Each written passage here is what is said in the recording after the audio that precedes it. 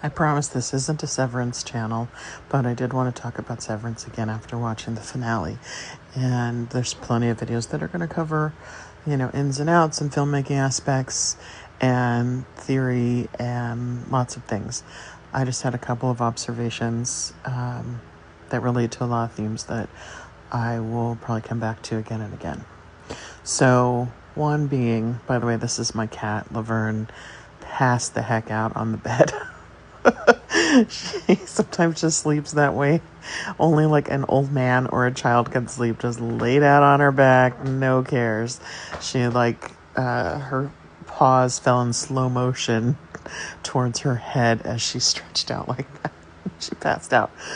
Anyway, so many things struck me, but I love a lot of what they're doing about work, but I also love how, in good art, media, TV shows, things work on multiple layers.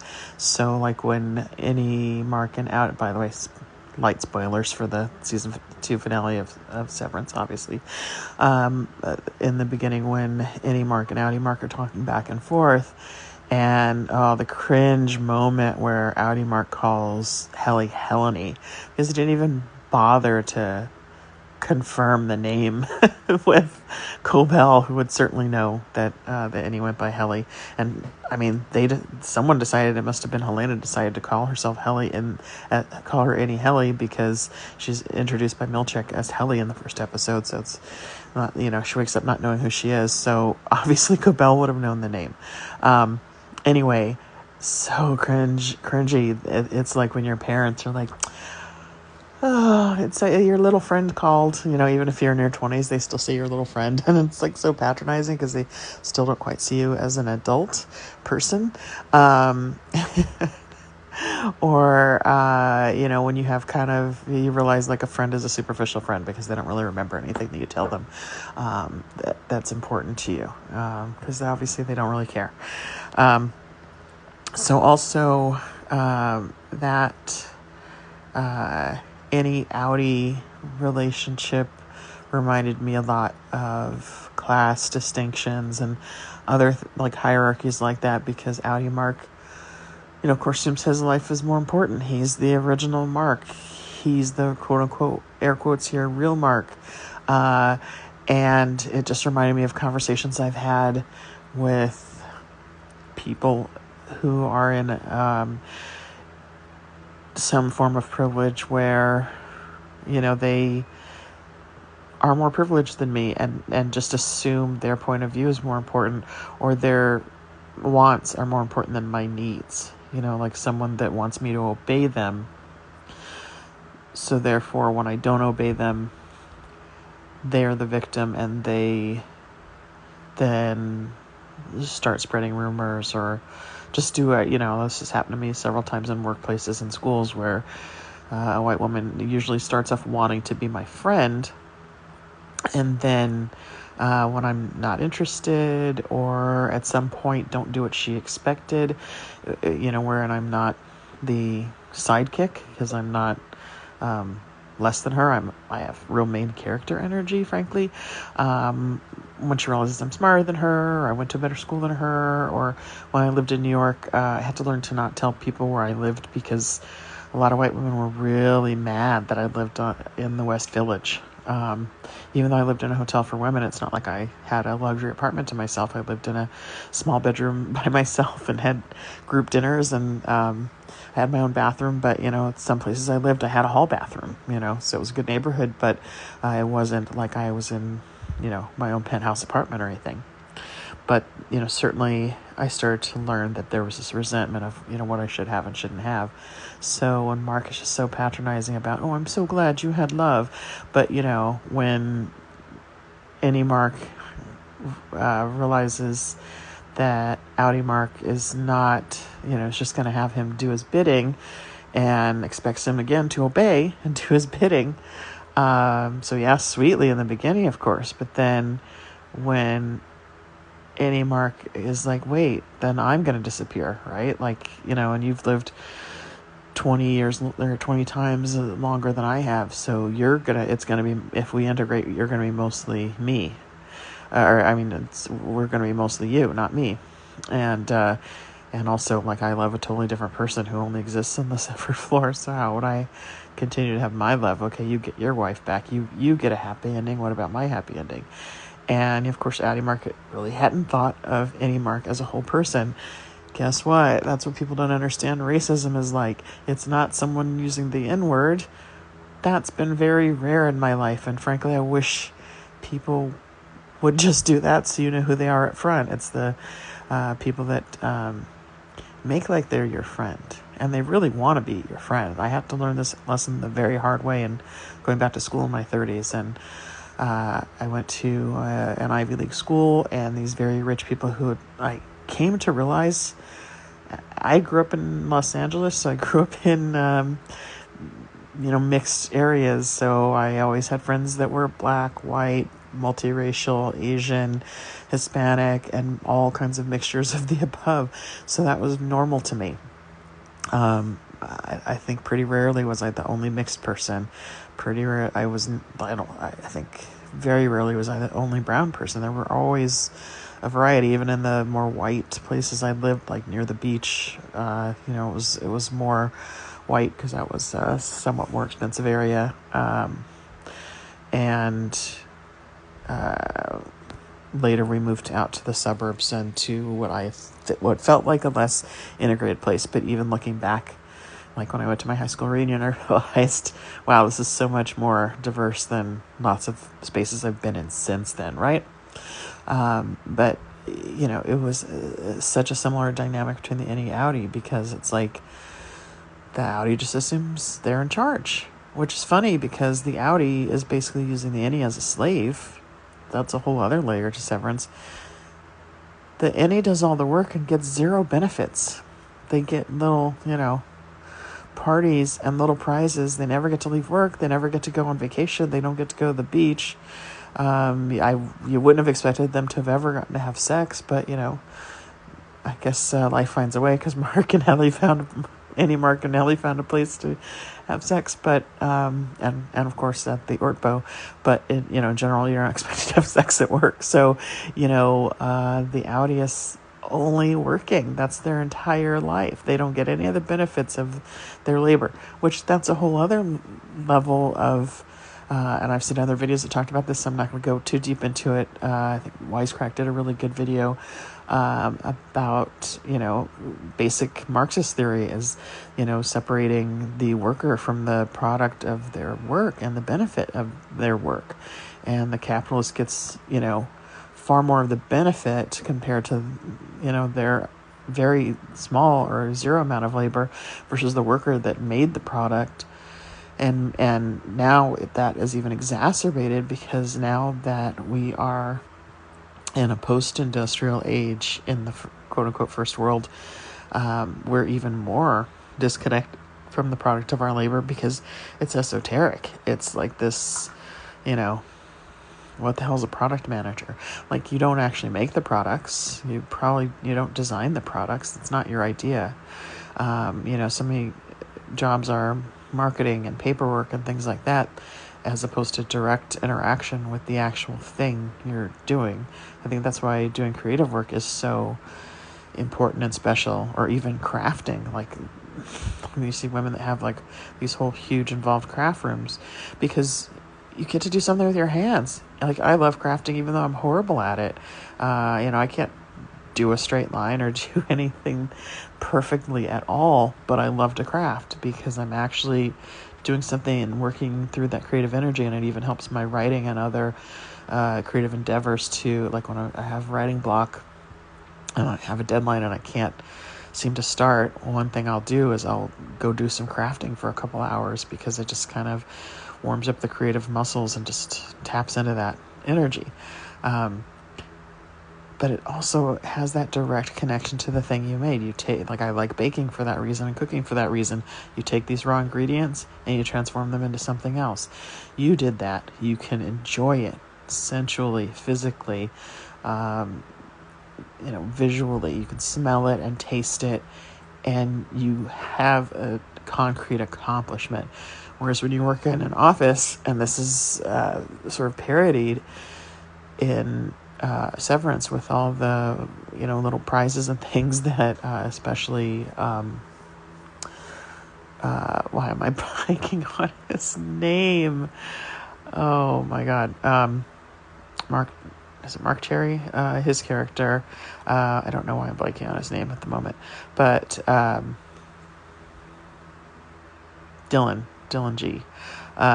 He's got the finger traps and the drawings and the waffle party and all these, like, he really is sucked into, like, winning the prizes and achieving, because that's all the Ennies have.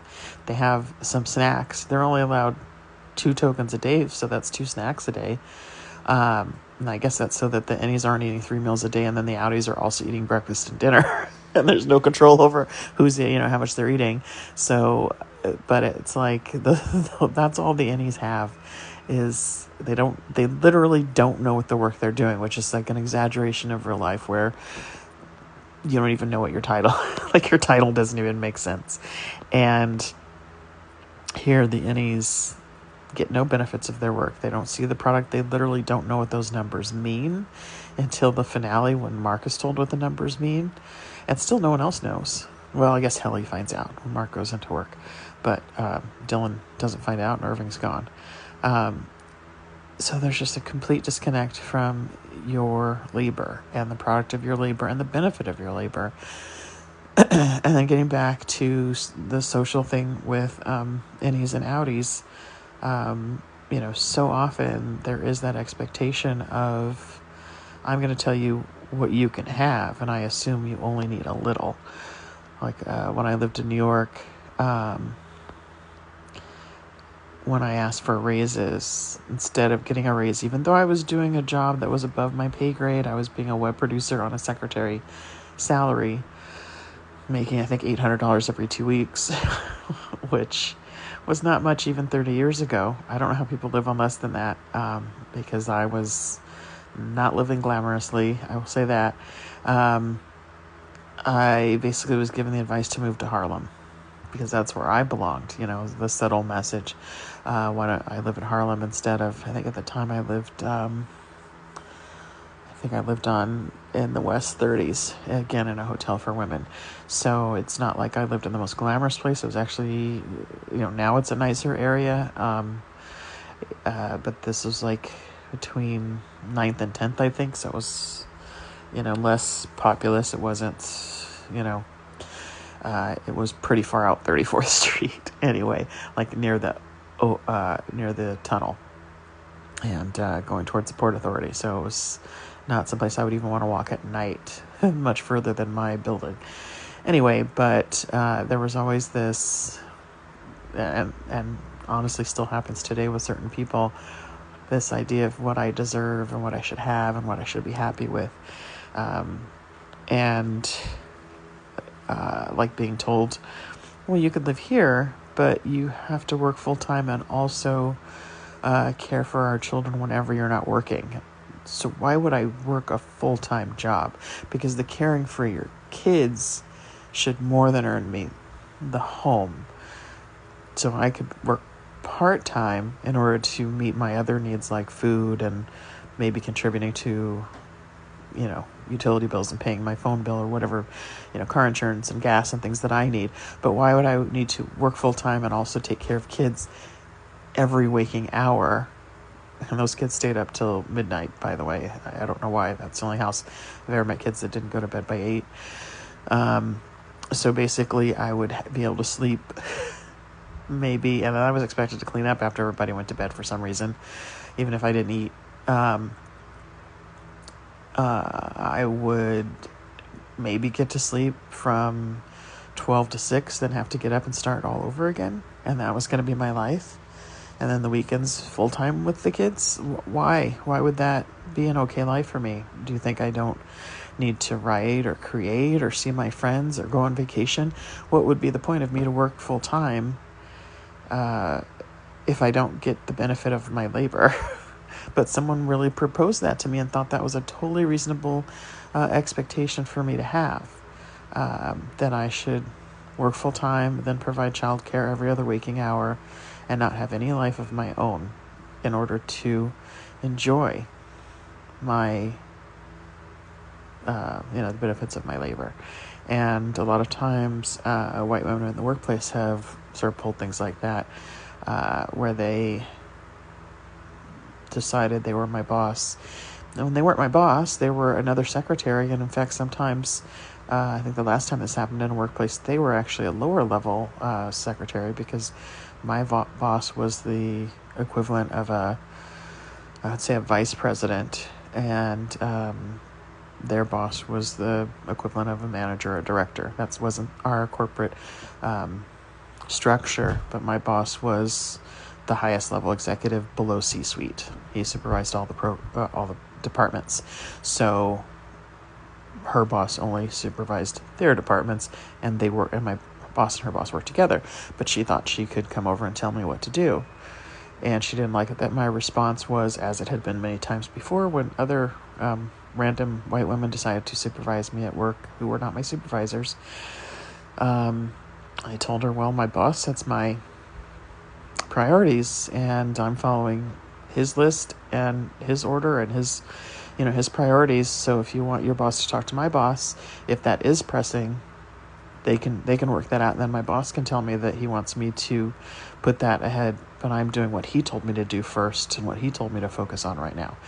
I tried to be diplomatic and matter of fact, but obviously you have to follow your boss's directives, not some other random secretary. I understand if she has a deadline and she's stressed about it, but also that's not how she approached it. She didn't approach it as, hey, I really need this. It was you need to do this. And that's a big difference.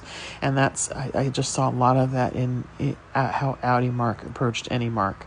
And also, he seemed to be certainly trying to manipulate him. The other thing I wanted to touch on very briefly was when there is the fight with Drummond at the end. I think it's with any Mark. Yeah. He is a huge guy, and he decks Mark right in the face the minute he sees him. Hard. Drags him by the feet, knocks him against the wall. Really beats the crap out of him. And he's at least a head taller. And Mark just kind of takes it. I think he grunted a little bit, and that was it. But when Mark bit him, Drummond screamed like a banshee, like a big baby. And I thought that was great, because there's nothing worse than a bully, because they're just big, overgrown babies that have used their size or their power over everyone else. But the minute that they get what's coming to them, the minute in fact, I had someone who beat me up, and when I put my hands up to protect my head, not to hit them, but just to protect my head, because my brain has always been one of the most important things to me, and they were hitting me in the head, they claimed that I was trying to hit them. There's something about bullies where I'm sure, maybe they were victimized in the past, and that's part of why they bully, but it's like they always have that bully mentality that when someone else defends themselves or tries to hold them responsible for their behavior, they're the victim. And I think we can see that in society, in certain people in particular who've committed tons of crimes and assaulted various, dozens of women. And when they were held responsible, or there were attempts to hold them responsible, it was a conspiracy. It was, again, that's the thing that's terrifying, because we have a university with an endowment that's probably over $1 billion, and one of the largest law firms in the country, if not the world, rolling over to a bully because they were doing the right thing. And suddenly, they're talking about deporting American citizens for protest, because we can't protest someone we disagree with politically now. That is where we've gotten to. But yeah, I thought that it was just such a small moment, but such an astute thing. I'm sure it hurts to be bitten, but Drummond is this huge guy that can beat a full-grown man up, punch him in the face, and swing him by the feet into a wall. He can't take a bite like a man because Annie Mark did. Annie Mark took that punch and he didn't scream out like a child. So those are the two things I wanted to talk about. The ways in which people with more power and more privilege just assume they can kind of shine on people with less privilege and tell them what they have to accept. And I think that's a lot of the problems we're having now is for the last 5 years or so, people with less privilege suddenly had privilege. They had power and money and education and things they hadn't had access to for hundreds of years. And in one generation, as someone, I can't think of who, I watched that pointed this out recently, that in a generation from 1970 to 2008, so what's that, 38 years? We went from, let's even give it 45 years, as we go back to the mid-60s. We went from Jim Crow to a biracial president. I think a lot of the reason it happened is that he doesn't have a black American father and was raised by white people. So in some ways was more relatable. But also it's kind of miraculous that Barack Obama was able to navigate not only those extremely privileged spaces, but, we share one of those extremely privileged spaces, and I did horribly in that space because people were constantly asking me about the ghetto and what it's like to live in the ghetto, and I would answer, well, I don't know. I would wake up and I would go use my computer in the den, and the neighbor's chicken would crow, and my neighbor had goats because I lived in the suburbs. I lived in a semi-rural suburb. And even when I lived in Los Angeles, Los Angeles County, I didn't live in the ghetto. But the assumption that I had to be from the ghetto, I'm sure there are other assumptions made. I'm sure people were surprised when I mentioned my dad, that I knew my dad or that I could swim. I didn't realize all these stereotypes until later. But I think that was, that worked on so many different levels, and that's what good art does. The idea of this bully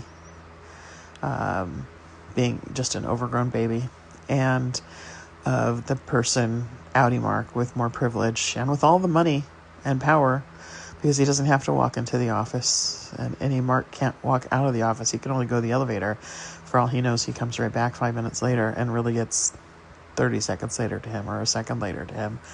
But the person with more power was going to tell the person with less power, you need to do this thing for me. And Annie Mark is so great because he's like, you never really cared to think about me until you needed something from me. So true. So of the moment, too, where people are asking, where's Kamala Harris when we need her? And it's like, well, she ran for president and she didn't get the job. What do you expect her to do? The time for her, if you wanted her to get something done, you should have convinced your relatives who were going to be impacted, the ways in which they were going to be impacted if she didn't win the election. Because now all these farmers and all these people in red states are regretting their vote, or thinking, hey, this wasn't supposed to happen to me. It was supposed to happen to those people. This was supposed to be good for me and bad for black people and gay people and trans people. Who cares about them? But it's affecting me. What? Well, the time for, to ask someone that didn't get the job to do the job, or to help mitigate what's happening to the person who got the job, or what's being done by the person who got the job, is pretty galling. And it's amazing to me, the timing that this came out. But it's also such human nature that I can read that into it, even though obviously this series was produced probably before the election, and certainly before the inauguration. So I'm going to keep working and learning more skills and hopefully be able to import more things. But my original idea for this channel was to have cat videos and give a little sugar with the to make the medicine go down. But I'm going to run out of cat videos pretty soon, so I didn't want to start with that. But I will try and figure out how to put some cat videos in this and insert some pictures. But I also want to learn more skills and learn how to edit more. But right now I just want to get my thoughts out and get into the habit of doing it and try to just get used to that and express things more readily and frequently. I meant actually regularly, not readily, but also readily.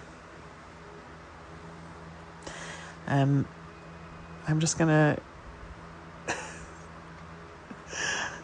this is so awkward and I don't know how to edit yet, so but go hug a cat.